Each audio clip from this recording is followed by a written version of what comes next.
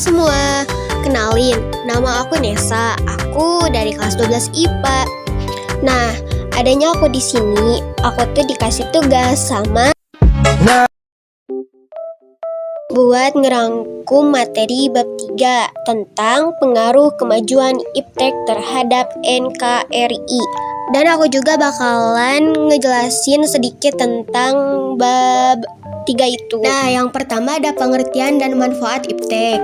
Iptek merupakan sumber informasi yang mampu menambah wawasan dan kemampuan di bidang teknologi. Iptek adalah singkatan dari ilmu pengetahuan dan teknologi.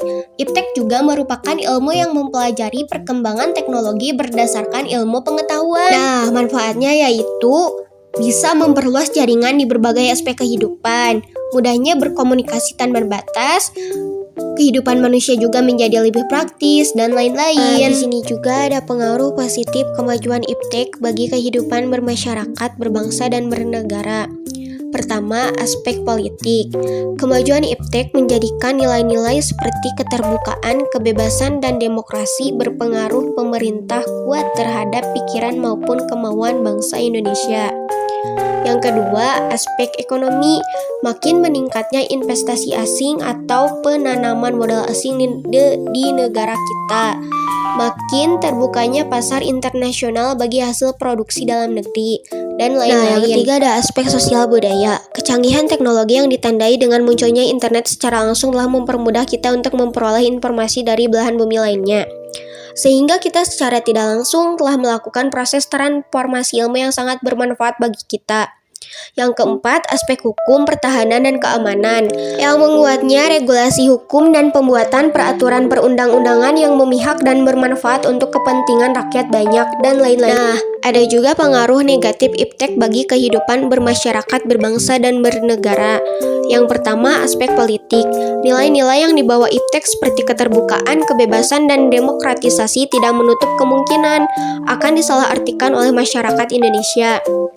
Yang kedua, aspek ekonomi. Indonesia akan dibanjiri oleh barang-barang dari luar seiring dengan adanya perdagangan bebas yang tidak mengenal adanya batas-batas negara, dan lain-lain. Yang ketiga, ada aspek sosial budaya. Yang munculnya gaya hidup konsumtif dan selalu mengonsumsi barang-barang dari luar negeri. Munculnya sifat hedonisme, yaitu kenikmatan pribadi dianggap sebagai suatu nilai hidup tertinggi, dan lain-lain. Dan yang keempat, ada aspek hukum, pertahanan, dan keamanan yang akan menimbulkan tindakan anarkis dari masyarakat yang dapat mengganggu stabilitas nasional, ketahanan nasional, bahkan persatuan dan kesatuan bangsa, dan lain-lain. Ada juga membangun sikap selektif dalam menghadapi berbagai pengaruh kemajuan iptek, yaitu sikap tanggung jawab dalam pengembangan iptek.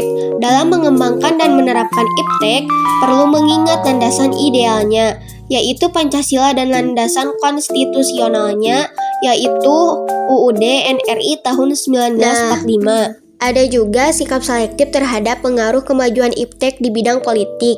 Bangsa Indonesia harus mampu menunjukkan eksistensinya sebagai negara yang kuat dan mandiri, namun tidak meninggalkan kemitraan dan kerjasama dengan negara lain seperti mengembangkan demokratisasi dalam segala bidang, mengaktifkan masyarakat sipil dalam arena politik, dan lain-lain.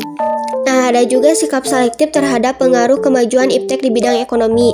Sistem ekonomi kerakyatan merupakan senjata ampuh untuk melumpuhkan pengaruh negatif dari kemajuan iptek dan memperkuat kemandirian bangsa dalam semua hal. Untuk mewujudkan hal tersebut, perlu diwujudkan hal-hal di bawah ini. Sistem ekonomi dikembangkan untuk memperkuat produksi domestik, pertanian dijadikan prioritas utama, dan lain-lain. Dan terakhir, sikap selektif terhadap pengaruh kemajuan iptek di bidang sosial budaya. Kemajuan iptek salah satunya ditandai dengan adanya kemajuan ilmu pengetahuan dan teknologi.